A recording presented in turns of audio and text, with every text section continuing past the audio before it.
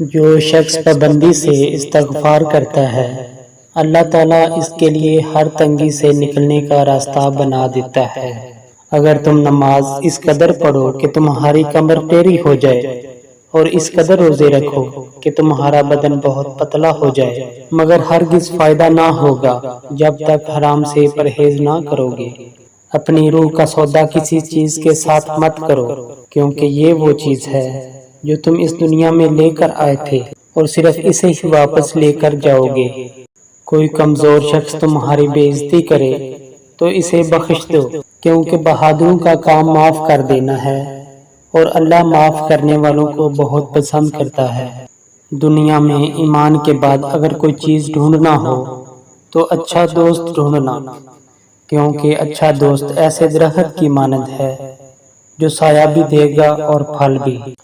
اتنا جھوٹ نہ بولو کہ تمہارے سچ سے اعتبار اٹھ جائے۔ لوگوں کے عیبوں سے اس طرح غافل ہو جاؤ جیسے سوتے وقت دنیا سے غافل ہو جاتے ہو۔ غصہ ہمیشہ بے وقوفی سے شروع ہوتا ہے اور شرمندگی پر ختم۔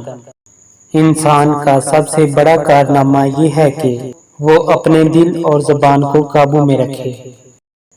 انا 3 حروف پر مشتمل ایک چھوٹا سا لفظ ہے جو بڑے سے بڑے، گہرے سے گہرے رشتوں کو تباہ کرنے کی صلاحیت رکھتا ہے۔ اپنے وہ نہیں ہوتے جو آپ کی غلطیوں اور عزتوں کا تماشا بنائیں، بلکہ اپنے وہ ہوتے ہیں جو آپ کی غلطیوں پر پیار، مان، بھروسے، احترام اور ادب کا پردہ ڈالیں۔ 3 عمل ایسے ہیں جو انسان روزانہ کرتا ہے، اس کا رزق بہت زیادہ بڑھ جاتا ہے۔ تہجد کی نماز پڑھنا، کثرت سے صدقہ کرنا، کثرت سے اللہ کا ذکر اور استغفار کرنا۔ اگر آپ کسی کی مدد اس نیت سے کر رہے ہیں کہ وہ بدلے میں آپ کو کچھ دے گا، تو اس کا مطلب یہ ہے کہ آپ نیکی نہیں تجارت کر رہے ہیں۔